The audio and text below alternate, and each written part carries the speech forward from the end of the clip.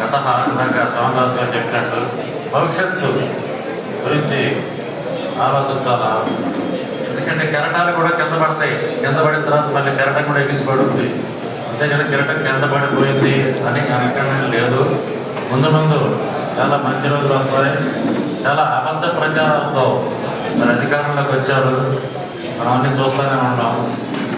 చాలా పథకాలు మీ అందరికీ తెలిసినవి, సూపర్ 6, సూపర్ 8, మరి ఏ సూపర్ కన్నా మనకు తెలవదు. కానీ చాలా పథకాలన్నీ కూడా ఏది అమలు చేయట్లేదు. ఒక సంవత్సరం లోపలనే మరి ఎంత అల్పాపులైన ప్రజాప్రభుత్వం కోరిన భారతదేశంలో ఉండదు. ఏ ఒక్క హామీ కూడా యువజనులు కూడా, విద్యార్థులకు కానివ్వండి, మరి నిరుద్యోగులకు కానివ్వండి, మహిళలకు కానివ్వండి, రైతులకు కానివ్వండి, వ్యాపారస్తులకు కానివ్వండి, ఉద్యోగులకు ఏ ఒక్క వర్గానికి కూడా న్యాయం చేయకుండా అబద్ధాలతో ఒక ప్రభుత్వాన్ని నడపడం అంటే మరి చంద్రబాబు గారు చూస్తున్నాం. ఆయన బిజినెస్ పెట్టేయాలా ఎంతవరకు ఆయన దగ్గర ఉన్నదంతా రెడ్కు రాజ్యాంగం. నెలకే ఎవరెవరు అరెస్ట్ చేయాలి, ఏ నెలలో ఎవరు అరెస్ట్ చేయాలనేది ఒక ఆయన దగ్గర ఒక జాబ్ క్యాలెండర్ పెట్టుకున్నాడు. 2 నెలలకి ఏ వ్యక్తిని అరెస్ట్ చేయాలో, జైల్లో పెట్టాలా, అతని మీద ఏ రకమైన కేసులు పెట్టాలి అనేది ఒక సిద్ధాంతంగా పెట్టుకున్నారు. మనం చూస్తూ ఉన్నాడు. బాబు మోసాలు నోడే కాదు, ఆయన ఎప్పుడో 3-4 సంవత్సరాల క్రితం పెట్టినాడు ఆ పోస్టింగ్. ఆ పవన్ గారి మీద ఆయన మీద నేను మీద కేసు పెట్టింది ఎవరు మీద అయితే పోస్టింగ్ పెట్టాడు, ఆ కేసులు పెట్టలా. పక్కన ఉన్న మా నాయకుడి మీద పెట్టాడు, మా నాయకుడి మీద ఏంటంటే అప్పటికి కోర్టు పాపం మేము మొన్నటికి 4 కోర్టులు న్యాయస్థానాన్ని ఆయన వేయించినాయి. 4 కోర్టులు విజయవాడ, కర్నూలు, ఏదో 4 కోర్టులు వేయించి జైలు నుంచి విడుదలైన సందర్భంగా మళ్ళీ ఒక పీటీ వారెంట్ తీసుకొచ్చి మళ్ళీ నేను 14 రోజులు రిమాండ్. ఇది పూర్తిగా మరి ఒక రెట్టబుక్ రాజ్యాంగం జరుగుతూ ఉంది. రెండోది మనం కూడా కొన్ని గత ప్రభుత్వంలో చేసినవి కూడా చెప్పుకోలేకపోయాం. చక్కగా రీసర్వే చేశారు. కొన్ని గ్రామాలు మన నాన్న తొండపట్ల గ్రామం రీసర్వే జరిగినాయి. పక్క రీసర్వే జరుగుతుంటే వాళ్ళు పాస్బుక్లు ఇస్తే ఆ పాస్బుక్ల మీద ఒక జగన్మోహన్ రెడ్డి గారు బొమ్మ వేసుకోవడం వల్ల వాళ్ళు ఎంత దుష్ప్రచారం చేయాలంటే అది చేశారు. ఇది జగన్మోహన్ రెడ్డి గారు మీ భూములు లాగేసుకుంటారు, మీ భూములు మీ తక్కువలో దుష్ప్రచారం చేస్తే సరే పండగ 1 రోజు 2 ఉంటారు. అట్లాగే వ్యవసాయ ఊర్లకి స్మార్ట్ మీటర్లు కడుతున్నట్టు పెట్టడానికి వీల్లేదని తెలుగుదేశం ప్రభుత్వం, పవన్ గారు, అది బీజేపీ కేంద్ర ప్రభుత్వం ఇచ్చిన పాలసీ అని అడ్డం పడ్డారు.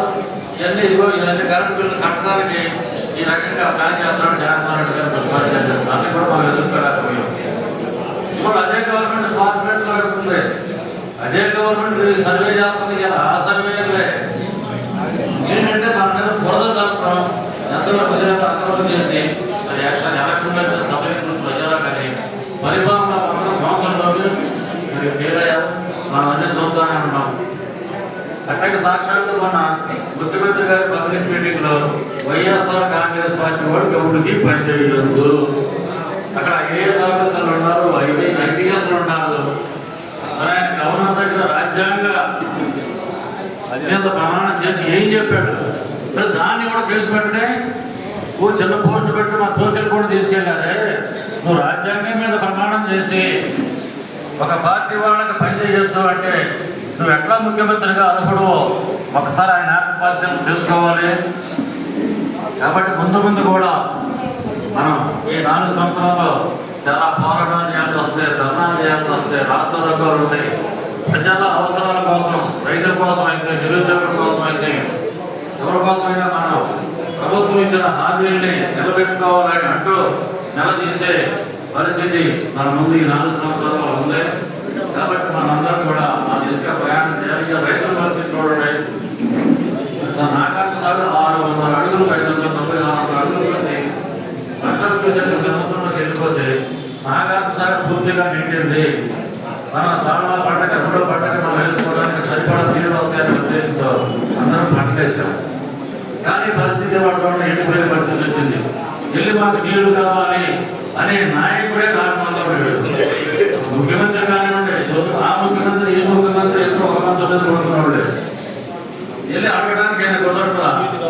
ఆ నిమ్మల రామానాయుడు గారికే మరి ఆయన మరి ఆయన నల్లబడుతున్నాడు తీర్పాల శాఖ మంత్రి ఎవరు చేయాలా ఈ ప్రజలకి న్యాయం అట్లాగే కదా వ్యాపారాలు కూడా అన్ని చుట్టుపడి చెప్పుకుంటున్నారు రైతుల పరిస్థితి నాలుగు చోట్ల పోయి మ్యాచ్ అయిపోయింది మర్చిపడి అట్లాగే మిర్చికి మద్దతు ధర లేదు బయట 12,000 13,000 అమ్ముతుంటే కేంద్ర ప్రభుత్వం 11,750 మద్దతు ధర ఇచ్చారు ఎవరు తెలంగాణకు మిర్చి గతంలో 22, 25, 25,000 మిర్చి 12,000 ఉందని ఆడే రాస్తున్నారు కాకుండా 11,500 మద్దతు ధర అండి పొందాలని ఎవరిస్తాడు లేదు కేంద్రానికి ఇలా ఏ వ్యవస్థ కూడా భిన్నంగా లేదు కాబట్టి మళ్ళీ వీటన్నిటి మీద మనం పోరాటం చేసి మరి ముందుకెళ్ళాలని పరిస్థితి ఉంది కాబట్టి మనం ముందు రోజులలో అట్లాగే మరి వాళ్ళ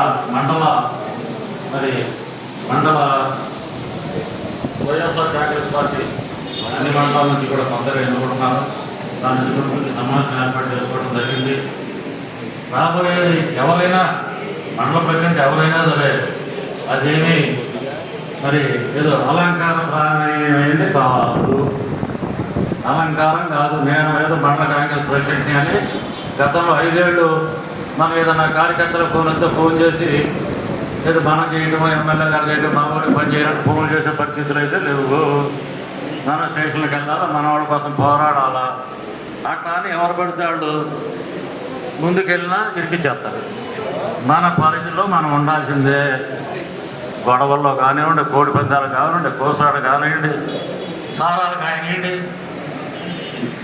ఏదైనా పెద్ద కాసుకోండి అంతేగాని నాకు సారా కాసేస్తున్నాను నా వచ్చిన ఎందుకు తీసుకురాలేదంటే మనం తీసుకొచ్చే పరిస్థితులు లేవు అట్లాగే వాట్సాప్లో సక్రమమైన గ్రూపుల్లో పెట్టండి ఏదో అది పెడితే మన పని కూడా పోసాను మరలే కాబట్టి ఎవరు స్కిన్ అంటే ఎవరి ఒళ్ళు ఎవరి ఈపు వాళ్ళు కాపాడుకోవాలా ఎందుకంటే ప్రజాస్వామ్యయుతంగా ప్రభుత్వం నడవడం లేదు కాబట్టి మన జాగ్రత్తలో మనం ఉండాలా కాబట్టి ఎవరైనా ఈ మండల కాంగ్రెస్ ప్రెసిడెంట్లు కానివ్వండి మన నియోజకవర్గ విద్యార్థి కానివ్వండి ఎవరైనా అన్నింటినీ పోరాటాలకు సిద్ధపడి ఎదగాల కార్యకర్తలు అందరినీ కూడా మండలంలో అందరినీ సంప్రదించుకోవాలా ఫోన్లు చేయాలా మీటింగ్లు వేయాలా డబ్బు కూడా ఖర్చు అవుతుంది ఇది కూడా ఖర్చు అవుతుంది ఇది లేకుండా బండి కథల్లో అన్నిటికీ సిద్ధపడి తీసుకోండి ఎవరి పదవి తీసుకున్నా రెండోది సంవత్సరంలో స్థానిక సంస్థల ఎన్నికలు వస్తున్నాయి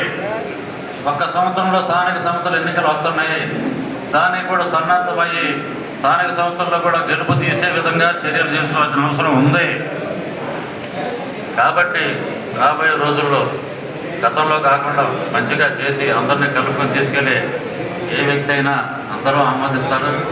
సభాట మండలం మనం కాంగ్రెస్ పార్టీ ఉండగా కానీ